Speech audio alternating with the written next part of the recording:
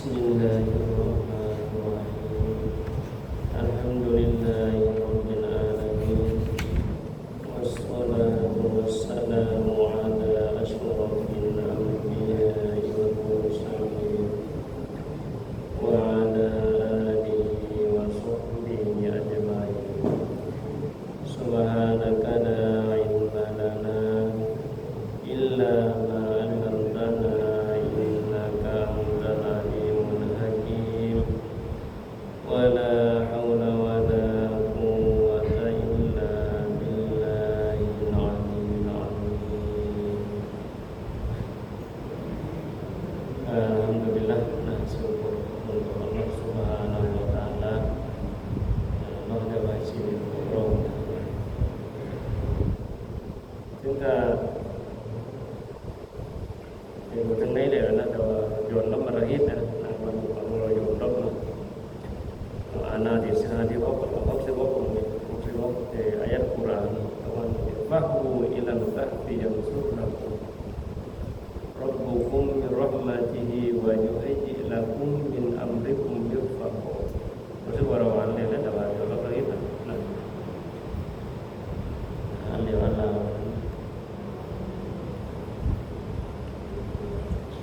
qala al-musannifu rahimahullahu ta'ala wa nafa'ana bi ulumihi fid darain amin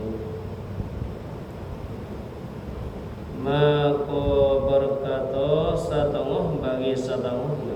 nah ini รื่องราวakhir sudahของหนังสือเล่มนะที่มุสลิมได้เรียบเรียงในตัวเองนะประวัติ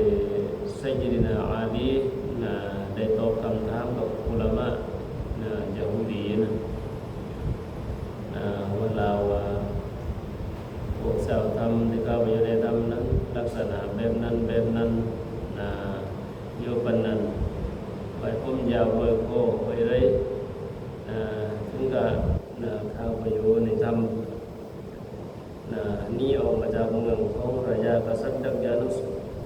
ต่างคนต่างออกกันมานั่นเท้าคนนั้นคือเรียกว่ามาปิดเปิดปิด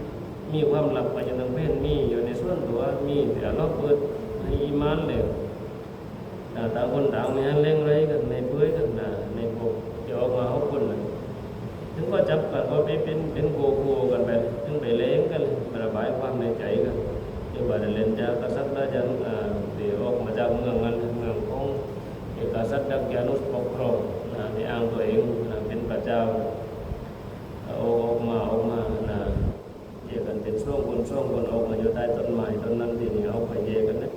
เพราะว่าปณิว่าเราจะคงเป็นช่วงคนว่าถึงเล้งกัน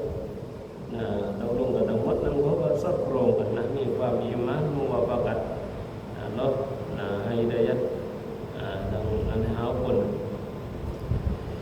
ถึงมาได้ตรงนี้แล้วนะmaka berkata satengah bagi satengahnyaดังนั้นได้พูดแล้วส่วนหนึ่งกับส่วนหนึ่งนั่นพวกอัสฮาบุลกะฟีชาวธรรมะfa'u ilal kahfi yanshur lakum rabbukum min rahmatihi wa yuhayyi lakum min amrikum mirfaqo ayatที่ว่าตัวนี้surah Kafir artinya maka ambil olehmu akan tempat kepada huwaเขาได้พูดกันส่วนหนึ่งจากพวกอัสฮาบุลกะฟีนั่นก็ว่าให้เราไปเอากับท่านที่ถึงว่าไปเข้าไปอยู่ในธรรมหมายถึงว่าจงกลับรับเข้าไปหาสถานที่อยู่ในธรรมคนนั้นบัดนี้แล้วเราเข้าไปอยู่ในธรรมNasdaya dilimpahkan bagi kamu oleh Tuhan kamu daripada rahmat-Nya rahmat Tuhan ก็พูดกันส่วนหนึ่งคนนี้นะตัวให้เข้าไปอยู่ในธรรมเดี๋ยวออกมากันถึงจะกษัตริย์ดักยานุสถึงให้เข้าไปอยู่ในธรรมแน่นอนอัลเลาะห์ตะอาลาจะลิมปอกนี่คือหมายถึงว่าอัลเลาะห์ตะอาลาจะให้สำหรับสู้เจ้านั้นโดยตัวสู้เจ้านั้นคือrahmatคือหมายถึงว่าอัลเลาะห์ตะอาลาจะให้rahmat ให้เข้าไปอยู่ในธรรม dan disediakan bagi kamu daripada pekerjaan kamu.และอัลลอฮฺตะอาลาคำว่าดีนี่คืออัลลอฮฺตะอาลาจับเสียให้กับผู้เจ้านะที่เขาเล่นกันในพวกนั่นแหละพวกเจ้าทำอัลลอฮฺตะจับเสียให้กับผู้เจ้าคือจากอะไรล่ะจากกิจการงานท่องเราเนี่ยจากกิจการงานakan barang yang kamu kasih akan dia akan barang กับสิ่งเดียวสู้รักเพราะว่านี่เขาเข้าไปอยู่ในธรรมนั่นเราก็จัดเองแหละในเรื่องอะไรล่ะสิ่งเดียวสู้เจ้ารักมันคือ daripada ไปอธิบายคำว่า barang daripada makanan จากอาหารการกินเนี่ยว่าอาหารการกินในหัวเจ้าตอนเช้าดันpatangในการตอนเย็นคืออัลลอฮ์ถึงว่าเนาะจัดการเองเรื่องนี้นี่นะริสกีนี่เพราะว่าอยู่กันในธรรมมันนะถึงมาก็มาโซสักขลามาเรโกอิกุอาซาบุนกาฟีนั่นแหละakan berwo ดังนั้นพวกนั้นเขาก็เข้าไปอยู่กันในธรรมได้เข้าไปแล้วบรรดาพวกชาวธรรมนั้นเขาเข้าไปอยู่ในธรรม dan serta mereka itu ashabul kahfi anjing perburuan mereka itu ashabul kahfi และก็ไปพร้อมกับพวกเหล่านั้นกันไปบอกว่าพวกนั้นกันนั่นคือม้าแต่ม้าล่าสัตว์นะล่าสัตว์ anjing perburuan maka tidur sekaliannya ashabul kahfi 300 tahun dan 9 tahun พวกนี้แล้วได้เข้าไปได้นอนเข้าไปนอนอยู่บรรดาพวกเจ้าธรรมมันคือ300 ปีและ9 ปีถึง300 กับ 9 ปีที่นอนอยู่ในถ้ำนอนอยู่ในถ้ำdan ketiadaan akan mereka itu ashabul kahfi ซึ่งพวกนี้คือเดี๋ยวหายไปไม่เอาถึงว่าหายไปคือพวกนี้คือแต่พวกนั้นตามคือหายเข้าไปนั้นไปอยู่ในถ้ำสับสูญหายไปอยู่ในนั้นเข้าไปอยู่ในถ้ำmaka menuntut sekalian ahli negeri akan mereka itu ashabul kahfi ดังนั้นพอโบนูที่มันหนีออกจากเมืองนั้นเลยนะถึงก็มันกล่าวไปอยู่ในถ้ำที่นี่เขาก็เดโซ่เสื้อม้าเนี่ยคำว่ามนุษย์ตัวมนุษย์ตัวนี้มันคือเดเสื้อม้าเนี่ยโบบรรดาชาวเมืองนั้นเลยก็สักกษัตริย์ดักยานุแต่คนหาโบนี่เลยakan mereka ituนี่คืออัสฮาบุลกาฟีรก็ไม่บอกนะmaka dibutuh oleh Allah atas sekaliannya ahli negeri นั้นชาวเมืองนั้นเลยไม่ถึงว่าอัลลอฮ์ปิดซะนี่ไม่ถึงว่าอัลลอฮ์ปิดซะให้เลยไม่เห็นปิดซะtidak ada akan bakas mereka ituคือไม่ถึงว่าอัลลอฮ์ลบรอยเท้าอันอัสฮาบุลกาฟีลบซะพวกนู้นตามมาไม่บอกเลย dan akan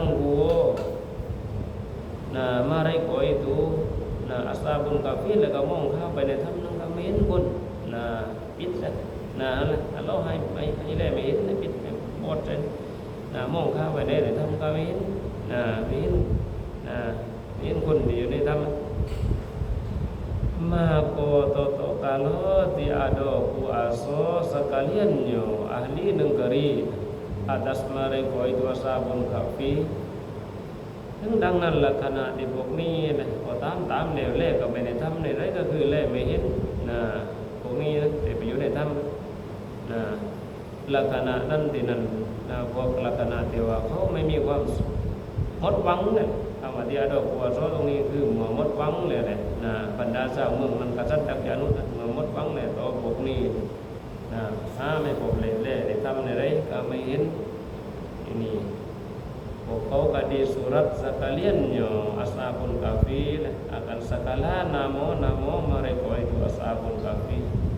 ini kau kadai bantik tekian kianชื่อพวกนั้นเลยทั้งหมดนะพวกชาวธรรมkianชื่อชาวธรรมที่นี่ออกมาจากเมืองกษัตริย์ดักยานุษย์ ได้บันทึกได้เขียนชื่อบรรดาชื่อพวกนี้พวกเขานะอาจารย์จำมันด้านnasab mereka itu ashabul kahfi ได้เขียนแล้วเขียนชื่อพวกนี้ว่าคือชื่ออะไรมั่งแล้วก็เขียนชื่อวงตระกูลnasabวงตระกูลdisuratkan kan diakan segala namaนั่นแหละแล้วก็ได้เขียนชื่อพวกนี้เลยpadaลูกเขียนไว้ในกระดานเขียนไว้ในกระดานซียานูด้านซียานูคนนั้นและกับคนนั้นไม่ถึงซียานูนี่คือคนนั้นหรือคนนั้นแหละบอกว่าอิซิมกินายะเป็นว่าซียานูนี่คือไม่ถึงว่าคนนั้นหรือคนนั้นมันก็ว่าฟุลานนั่นแหละลูกคนนั้นภาษาอาหรับบานั่นคือคนนั้นหรือคนนั้นให้นั้นคนนั้นbeberapa anak raja kami นี่คือไล่คนนี้นะพวกนี้เป็นลูกของราชาเดี๋ยวคนธรรมดาที่นะที่พวกเจ้าทำนี่แหละเดี๋ยวนี้ออกมาจากกษัตริย์ดักยานุนเป็นลูกคนนั้นแหละเป็นคนดีๆนี่ลูกกษัตริย์ลูกว่าคนที่ยกราชกับกษัตริย์นั่นแหละพวกนี้นี่kami katidoan akan mereka itu ashabul kahfi mereka ituนั้นเราพระเจ้าทำและkatidoan akan mereka ituหมายถึงว่าพวกนี้คือได้ออกจากบ้านไปได้งานคือไม่มีไว้ถึงว่าพวกนี้katidoanคือได้ออกไปเลยพวกนี้จากบ้านไปพวกเขานั้นpada hari bagian-bagian คือได้บันทึกไว้ในด้านนั้นเขียนชื่อว่ามันออกไปจากบ้านนั้นในวันนั้นทำมาpada hari bagian-bagian ในวันนั้นpada bulan bagian-bagian แล้วมันออกไปในเดือนนั้นเดือนนี้นะคำว่า bagian daripada tahun bagian-bagian แล้วก็มันออกไปในปีเท่านั้นเท่านี้เขียนไว้เลยบันทึกพวกคุณจะทำไว้นะdi dalam perintahan Raja Siyanu anak Siyanu คือหมายถึงว่าออกไปในวันที่เท่านั้นเดือนนั้นปีนั้นและกันในช่วงกษัตริย์นี้นะมันต้องมาdi dalam perintahan คือในการปกครองของกษัตริย์นี้นะเขียนไว้เขียนชื่อพวกนี้ไว้Siyanu anak Siyanuคนนั้นลูกคนนั้นขนาดนี้dan ditaruhkan loh itu แล้วก็เก็บนั่นแหละกระดานป้ายหรือว่าเขียนชื่อพวกนี้ไว้นั้น di dalam khazanatin malik ใส่ไว้ในตำตะปูkhazanatin malik คือในเอาไว้ในครั้งของกษัตริย์นั่นในทำปืนอะไรพวกนี้ถ้าไปอยู่ในนั้นทีนี้เขาก็เอาเขียนชื่อคนนั้นก็เก็บไว้ในครั้งของกษัตริย์ dan berkata sekaliannya ahli negeri เลยก็ได้พูดลาวคือพวกนั้นเลยพวกชาวเมืองทั้งหมดนั้นเลยคือได้พูดกันเลยได้เล้งกันเลย supaya ada bagi ini pekerjaan เพื่อว่าให้มีและสำหรับในละเหตุการณ์ครั้งนี้ละเหตุการณ์ประวัตินี้ละพวกเจ้าทำนี้ละพวกเด็กคนนี้แต่นี้ก็ไปอยู่ในธรรมเพื่อว่าให้มีและสำหรับเหตุการณ์ครั้งนี้ให้มันเป็นประวัติไว้ dan matilah raja itu และก็ได้ตายกษัตริย์นั้น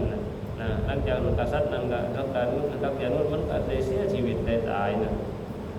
dan datang satu kurun เลยก็ได้ถึงมาละไม่ถึงว่าด้านตั้งเลยก็ได้ถึงมาจนกระทั่งว่ามันได้ถึงมาแล้วคือกุรุนหนึ่งศตวรรษหนึ่ง kemudian daripada satu kurun หลังจากนั้นถึงมากุรุนหนึ่งละคือเขาเอาไปไหว้เก็บไว้กษัตริย์หนึ่งมานี่กษัตริย์หนึ่งตายมานี่กษัตริย์อื่นละศตวรรษหนึ่งหลังจากนั้นศตวรรษหนึ่งละนี่เป็นคำพูดของนั่นแหละมันเป็นคำพูดของอุบัยบินอุมิรคำพูดของแกที่เกี่ยวว่าประวัติของชาวธรรมนี่คือหลายๆคนนุ่ม ที่ได้กล่าวไปอยู่ในธรรมแล้วก็ใส่สายโคแล้วก็ใส่กำไลมือไว้ผมยาว100โคได้นั่นคงมันนั่นนี่ตัวแกนี่ได้ทำลาของแก Dan diriwayatkan bahwasanya Nabi sallallahu alaihi wasallam memohon Tuhan bahwa ia melihat ahli kafir.